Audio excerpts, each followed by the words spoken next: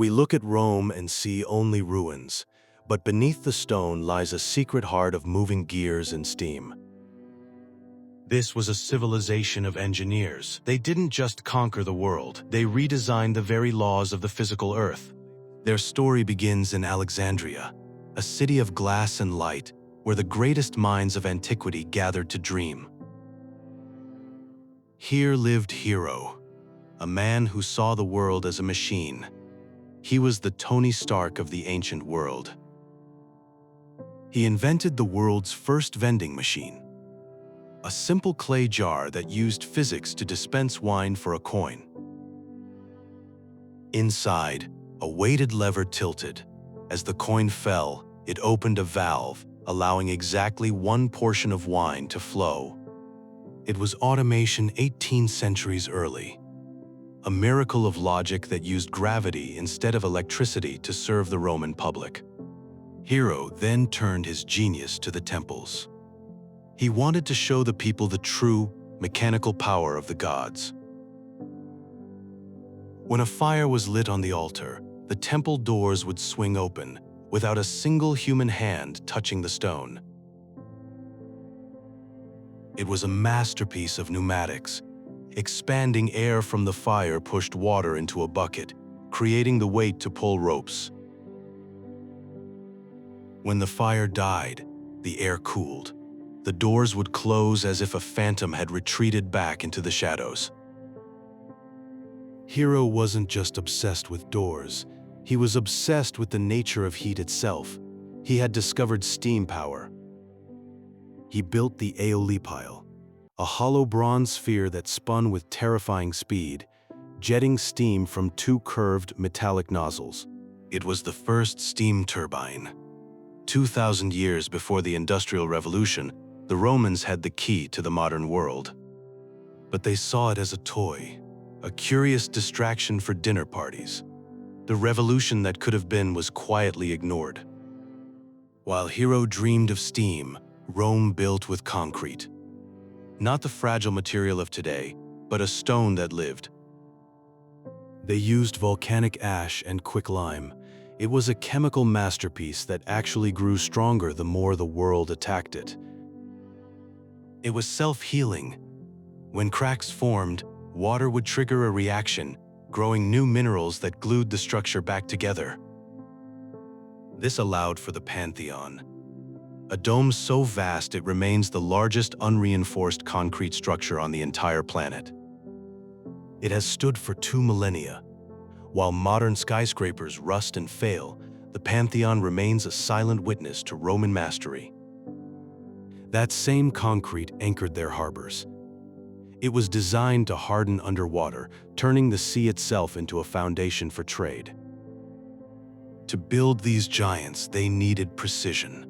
Ctesibius gave them the gift of time, the most accurate clock in the ancient world. It used gravity and a constant flow of water to push afloat. As the level rose, a golden dial marked the hours. At the end of the day, a siphon triggered, flushing the system and resetting the cycle for a brand new dawn. This allowed Rome to organize, to move legions, ships, and grain with a synchronized efficiency the world had never seen before. But the empire's true power was in its movement.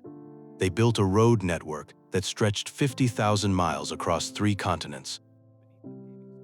They were layered with sand, gravel, and stone, designed to survive the weight of an army and the passage of centuries.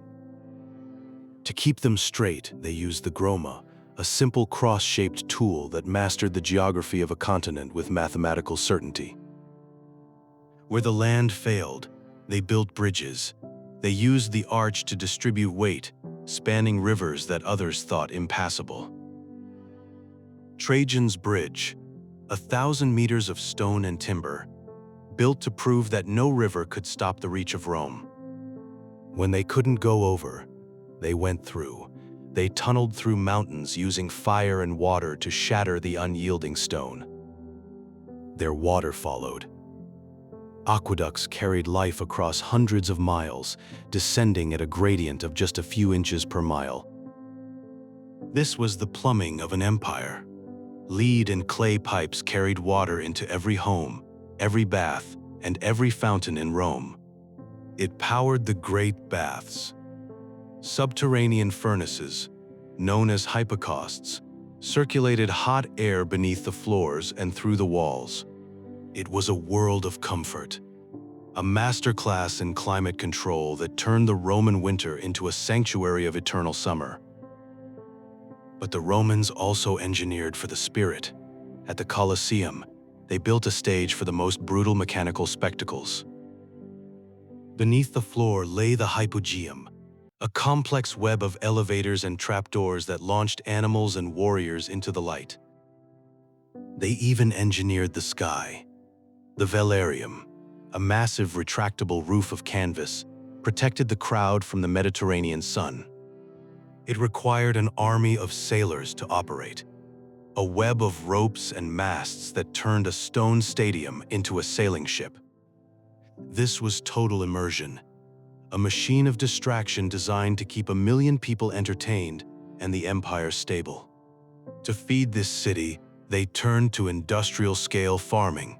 At Barbagal, they built the first factory production line in history. 16 water wheels, working in perfect sequence to grind 25 tons of flour every single day.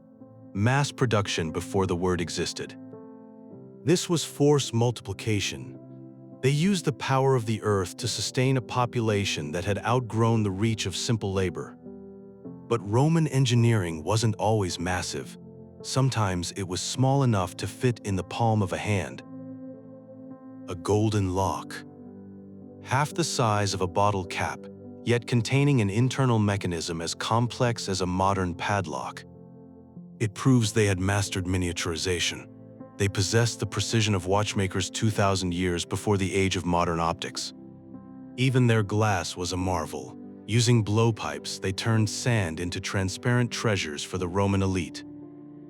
They added chemistry to create vibrant blues and greens, decorating the windows of the most luxurious villas in the empire. At sea, they were equally dominant. They engineered ships that were floating palaces, equipped with plumbing and marble floors. But their greatest naval weapon was the corvus, a boarding bridge that turned a sea battle into a land fight. This was the Roman way. If nature provided a barrier, engineering provided a solution. They were the masters of adaptation. In the mountains of Spain, they practiced hydraulic mining. They used the power of water to melt hillsides in search of gold. Known as hushing, they released massive tanks of water to strip away the earth, revealing the treasures hidden in the crust. Beneath the city, the Cloaca Maxima flowed, the world's first great sewer system, keeping Rome dry and its people alive. It was the silent, invisible foundation of the empire, a masterpiece of public health that allowed 1 million people to live together. This was a total machine of conquest. Even their military camps were built with the same geometric, engineering precision.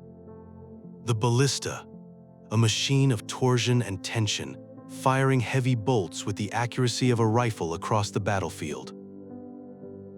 The onager, using animal sinew to launch massive boulders, shattering the walls of any city that dared to resist Rome. When the walls were too high, they built towers, massive mobile structures that brought the infantry face to face with the enemy. The legion was an army of engineers. They conquered with the sword, but they held the world with the stone. They built for an eternity they believed they owned. But every machine has its limit. Every empire has its sunset. As the empire grew too vast, the maintenance of this complex heart began to fail. The gears slowed, and the water stopped flowing. The knowledge was lost. For 1,000 years, the world lived in the shadow of giants, unable to understand their machines. They forgot the self-healing concrete.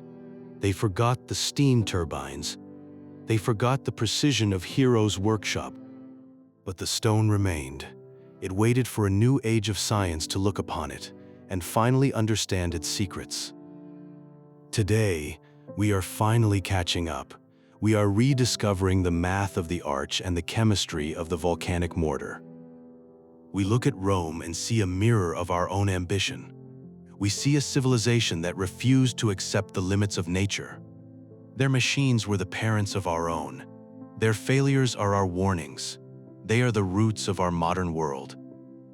Hero of Alexandria, the man who saw steam and dreamed of a machine age that wouldn't arrive for 2 millennia. He was a man out of time, a genius whose work was a message in a bottle sent across the ocean of history.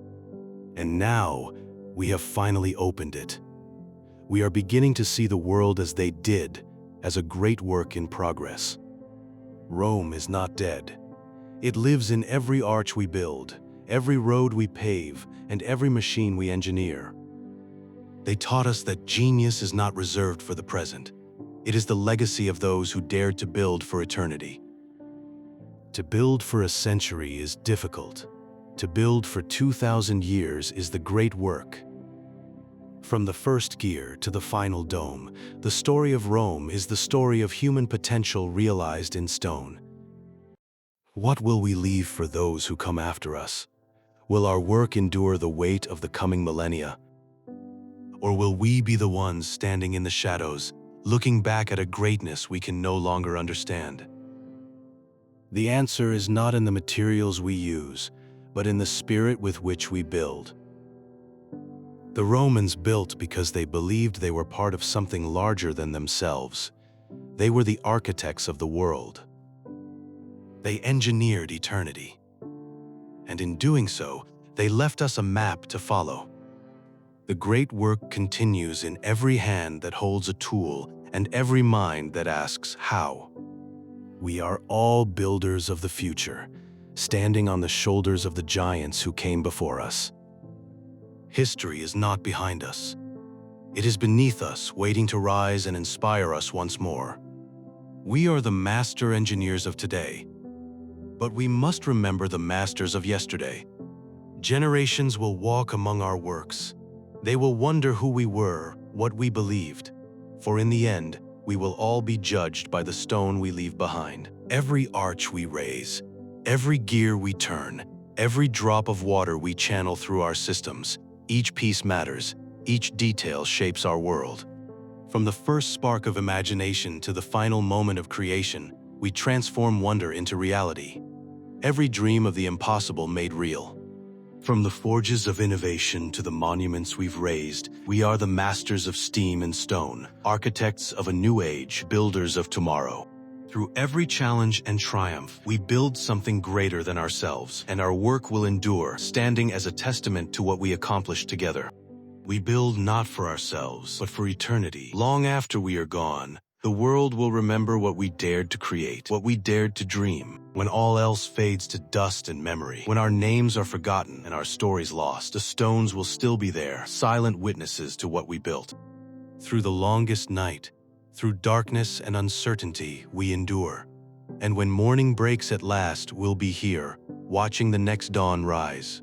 We do not build for today. We do not build for tomorrow. We build for eternity itself, and the next 1,000 years are only the beginning. From the 7 hills to the edges of the world, through triumph and tragedy, glory and sacrifice, this is their story. This is our story. This is the story of Rome.